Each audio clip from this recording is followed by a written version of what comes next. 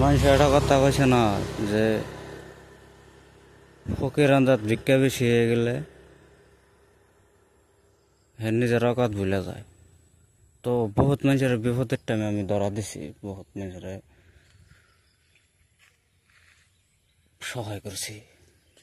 তো বহুত মানুষের টাকা পয়সা পাই বেড়াচ্ছি, না হইলেও আবার নাগাল পোলাহান, না হইলেও মানুষের ঠান,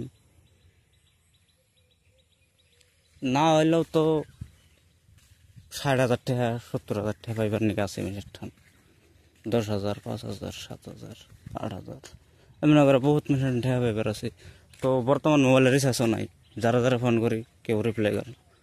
তো এমন বাইরান বাইরাম রে তো চান্স পাইলে না, তারা খালি আমার সামনে পড়ানো বা কোনো রকম তোকে মুসিবত হ্যাঁ নইক পরে দেখিস, তোকে যা পরে তোকে পরে দেখুন।